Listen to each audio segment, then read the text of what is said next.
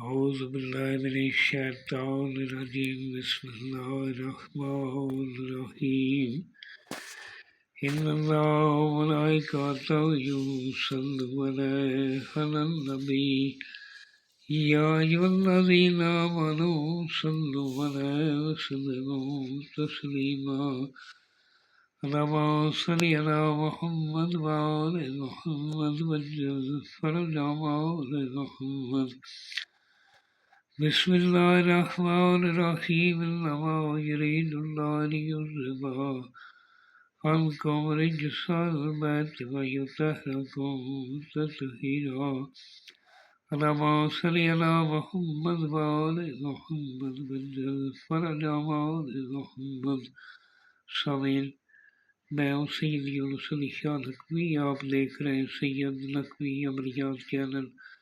آج جو میں یہ ویڈیو لے کر آیا ہوں، یہ اگر آپ چاہتے ہیں کہ آپ کی ہر جگہ عزت ہو، دنیا ہر جگہ آپ کی عزت کرے اور آپ کی عزت تقریر کے لیے یہ لکش ہے، آپ نے سب سے پہلے میرے چینل کو سبسکرائب کرنا ہے، شیئر کرنا ہے، لائک کرنا ہے، کمنٹس میں انشاءاللہ لکھ دینا ہے.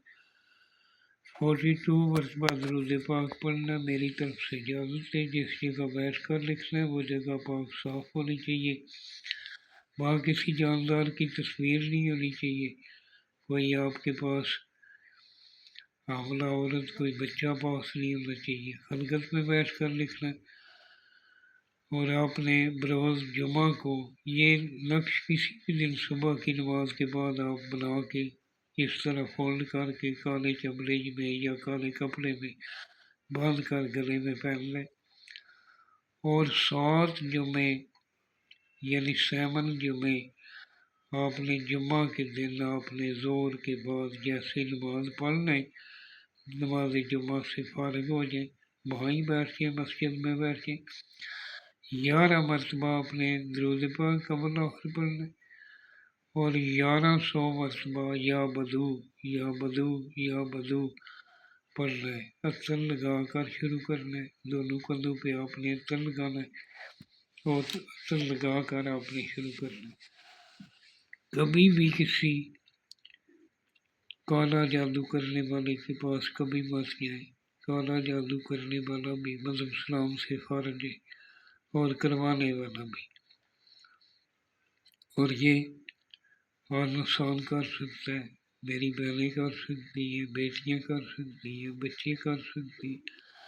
اس طرح آپ نے بیٹھ کے صبح کی نماز کے بعد نماز کی پابندی کرنی. لکھنے والا سید آل رسول کا احترام کرنے والا ہونا چاہیے.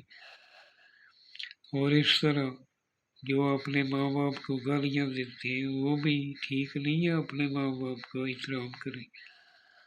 اور جو اپنے ماں باپ کا احترام کرتا ہے وہ اس ذات کا بھی احترام کرتا ہے. اور جو اپنے ماں باپ کا احترام نہیں کرتا، اپنے ماں باپ کا گستاخ ہے، وہ اس ذات کا بھی گستاخ ہے. اس طرح آپ نے یہ کھانے بنا لینے. یہ جو 1 2 3 میں نے لکھا یہ آپ نے نہیں لکھنا، یہ میں نے چال بتائی. اس چال سے آپ نے لکھنا ہے اور اتنا مشکل نہیں ہے. کالے قلم سے لکھنا ہے. زعفران والے قلم سے لکھیں گے تو بہت جلد پھیلا رہے گا. عطر لگا کر شروع کرنا ہے. آپ نے دونوں کندھوں پہ عطر لگانا ہے.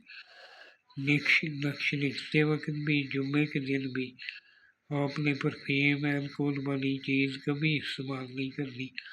آپ نے یہ عطر بھلے سستے والا ہو وہ آپ نے یوز کرنا ہے. دعاؤں میں یاد رکھیں اور انشاءاللہ اچھی ویڈیو لاتا رہوں گا. کچھ لیٹ ہو گیا اس کی وجہ سے، کافی دیر سے ویڈیو نہیں دے سکا.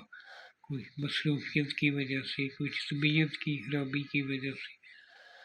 دعاؤں میں یاد رکھیں. والسلام. سید یونس علی شاہ نقوی.